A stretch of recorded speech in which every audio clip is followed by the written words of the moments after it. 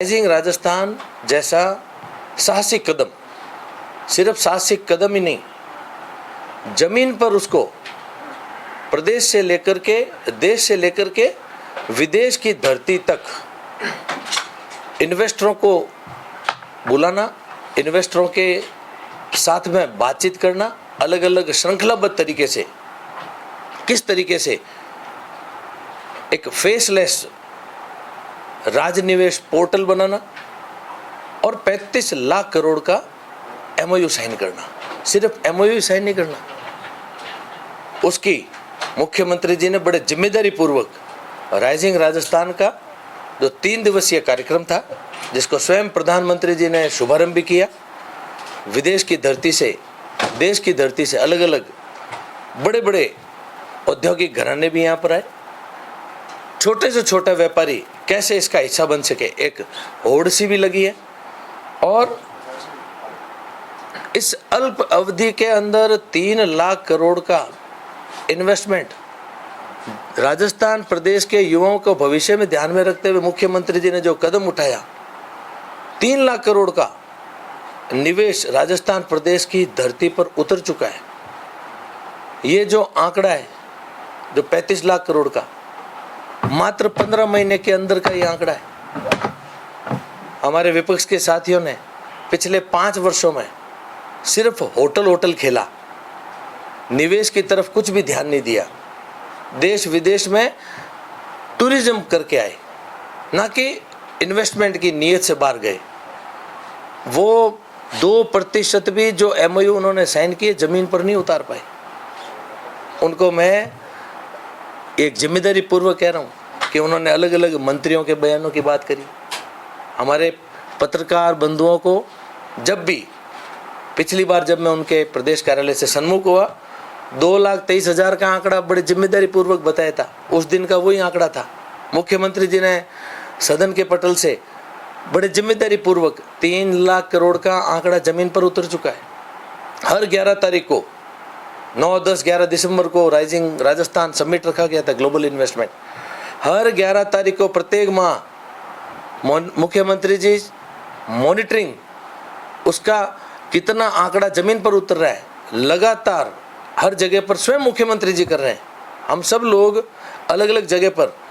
जैसा कि आप सबको ज्ञात है, देश आज़ादी के बाद में जो शानदार बजट पहली बार दिया गया, उन बजट की मॉनिटरिंग प्रभारी सचिव और प्रभारी मंत्रियों द्वारा अलग अलग जिले में जाकर के की गई है। मुख्यमंत्री जी ने स्वयं 35 लाख करोड़ का इन्वेस्टमेंट के बाद में 11 दिसंबर, प्रत्येक वर्ष की 11 दिसंबर, जैसा कि भारतीय जनता पार्टी का स्वभाव है, हम लोगों के बीच में जाकर के अपना संकल्प पत्र के ऊपर लिखी हुई बातों को लेकर के लोगों के बीच में जाते हैं और अक्षरों अक्षर जैसे ही भारतीय जनता पार्टी की सरकार बनती है उसका पालन भी करते हैं। एक रिपोर्ट कार्ड वापस जनता के बीच में पेश करते हैं। हमारे विपक्ष के साथियों को जो झूठ बोलने का सिलसिला है, वो किसान अभी भी आपको याद करते हैं, जिनको आपने वो जो 1 से 10 की गिनती आपके केंद्रीय नेतृत्व के लोग बोल करके गए थे। ये हमको जो भी आज दौसा की धरती से हमारे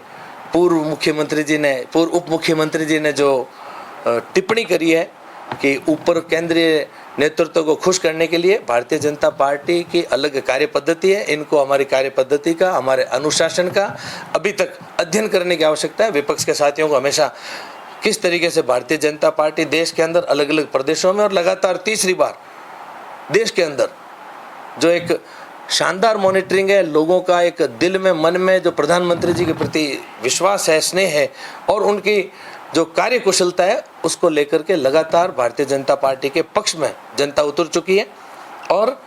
विपक्ष के साथियों को मैं एक बात और भी कहना चाहूँगा कि जनता, राजस्थान की जनता भी हमारे यशस्वी मुख्यमंत्री आदरणीय भजनलाल जी शर्मा जी के नेतृत्व में कितनी खुश है, कितनी नहीं खुश है, वो उपचुनाव के नतीजों ने सब कुछ अपने आप में बयान कर दिया था। सवाल उठाए, उन्होंने कहा कि सरकार में कैसे काम हो रहा है, क्या नहीं हो रहा, क्या हो रहा है, कई जगह पता ही नहीं चलता है किसका ऑर्डर चल रहा है, जबकि आप कह रहे हो कि मुख्यमंत्री हर 11 तारीख को समीक्षा बैठक कर रहे हैं और जो एमओयू है वो भी धरातल पर आ रहे हैं। देखिए, यही तो मैं आपको आपके मार्फत हमारे विपक्ष के साथियों को बताना चाह रहा हूँ कि उनको पता ही तो नहीं चल रहा है कि क्या हो रहा है, कैसे चल रहा है। ये प्रदेश की जनता को पता चल रहा है, उनको भी अभ्यास में लाना चाहिए। अगर ये पता नहीं चला तो आगे आने वाले समय में ये जो दिल्ली के अंदर 0-0 वाली स्थिति हुई है, वैसी स्थिति राजस्थान प्रदेश की जनता हमारे विपक्ष के साथियों की ना कर दे। एक सवाल परीक्षाओं से लेकर के जुड़ा हुआ है कि चतुर्थ श्रेणी कर्मचारियों की जो भर्ती परीक्षा हो रही है उसमें राजस्थान के सामान्य ज्ञान का वेटेज बढ़ा दिया है RSSB ने, इसको किस रूप में देखा जा रहा है? देखिए, प्रदेश में भारतीय जनता पार्टी की सरकार बनने से लगभग 1.5 साल पहले बूथ बूथ, तहसील तहसील, हर जिले पे नहीं सहेगा राजस्थान का भारतीय जनता पार्टी का कार्यकर्ता अलग अलग क्षेत्र में गया और अलग अलग विषय हम लोग लेकर गए। चाहे वो पेपर लीक का विषय था, चाहे वो बच्चों के जो एक मेहनत करने वाले बच्चे के भविष्य से जुड़े विषय थे, चाहे वो महिला आरक्षण का विषय है, चाहे वो चतुर्थ श्रेणी के इन परीक्षाओं का विषय है। पहली बार ये एक पल है जो इस अल्पकालीन समय में मुख्यमंत्री जी के कुशल नेतृत्व में, चाहे वो परीक्षाओं का कैलेंडर लेकर के, बेरोजगार युवाओं को नौकरी देने को लेकर के है, चाहे वो 6 लाख जो उन्होंने गैर सरकारी नौकरी का बोला है, इन हर विषय के अंदर आपको आने वाले समय में बहुत अच्छे नतीजे भी देखने को मिलेंगे, कुशलता भी दिखेगी और उसको किस तरीके से इन युवाओं को संतुष्टि भी मिल सके, उन हर विषय को हम, जैसा कि 4 वर्गों का जिक्र, युवा, महिला, किसान और गरीब का जिक्र हमारे प्रधानमंत्री जी को आपने और हमने सब ने करते हुए सुना है, इन सभी वर्गों का ध्यान हमारे यशस्वी मुख्यमंत्री भजन लाल जी भी रख रहे हैं और इसमें भी कोई आने वाले समय में आपको युवाओं से शिकायतें नहीं मिलेगी। विपक्ष का कहना है कि जो निवेशक थे उन्होंने नए जिलों को देखते हुए MOU किए थे, जिला हेडक्वार्टर को देखते हुए, लेकिन अब वो नए जिले रद्द हो गए, तो अब वो जो निवेश है वो धरातल पर कैसे आ पाएगा?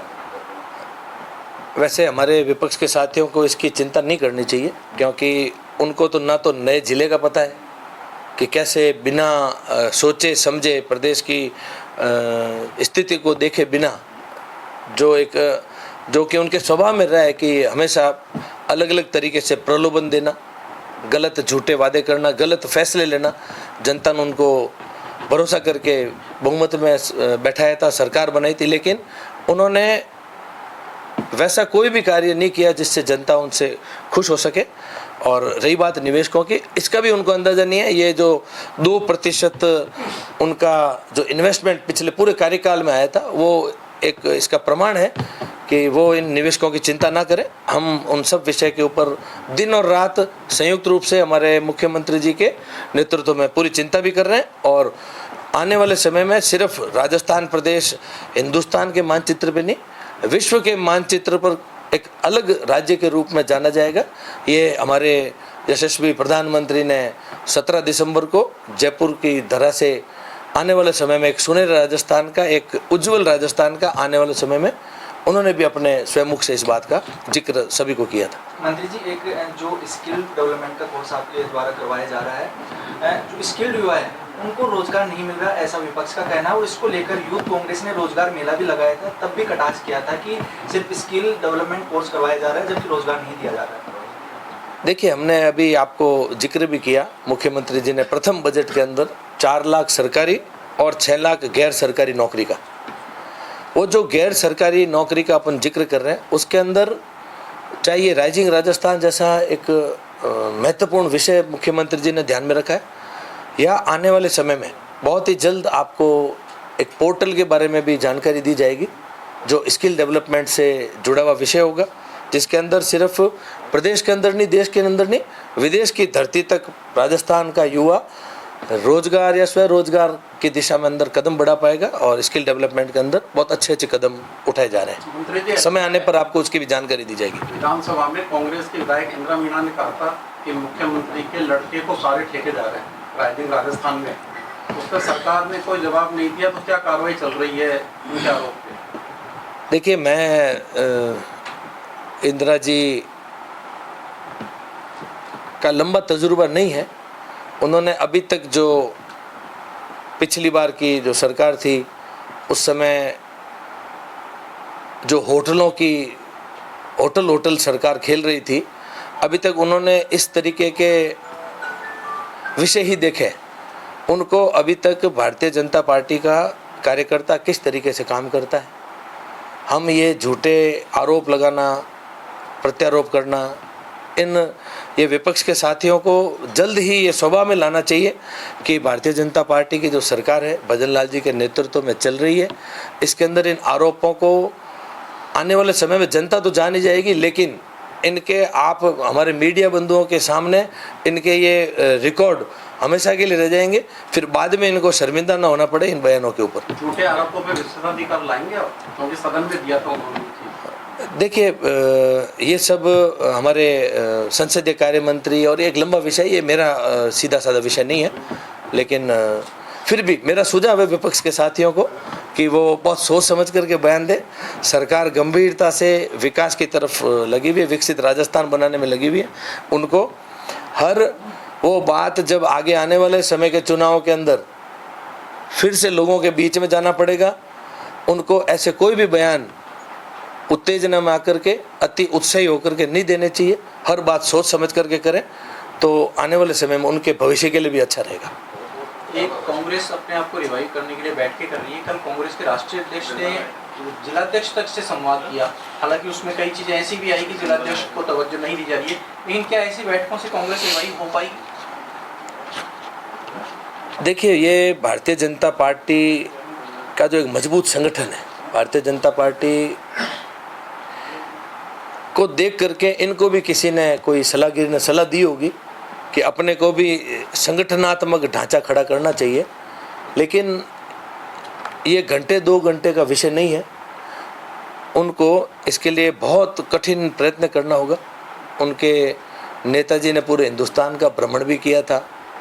खूब सोशल मीडिया के अंदर वो कुछ दिनों के लिए छाए थे, लेकिन यदि उनका भारतीय जनता पार्टी की तरह संगठनात्मक ढांचा होता तो शायद उनको और कुछ नतीजे देखने को मिलते, लेकिन उनको ये संगठन की भाषा समझ में भी नहीं आती है। जब जब अलग अलग प्रदेशों में चुनाव आए हैं, भारतीय जनता पार्टी के प्रदेश कार्यालय में भी आपने अनुशासन देखा है, बड़े से बड़े निर्णय का अनुशासन देखा है, लेकिन उनके छोटे से छोटे कोई संभाग की भी बैठक होती है, उसमें भी कुर्सियाँ उछलते हुए, टूटी हुई कुर्सियाँ, उल्टी कुर्सियाँ, फटे हुए पोस्टर, ये आपने और हमने सब ने उनके कार्यालयों में देखा है। उनको अभी तक बहुत लंबा समय लगेगा। हाँ, एक काम जरूर है, वो यदि भारतीय जनता पार्टी से आग्रह करके और बोले कि हमको आपकी कार्यशालाओं में बैठा है तो कुछ प्रशिक्षण उनको प्राप्त हो सकता है।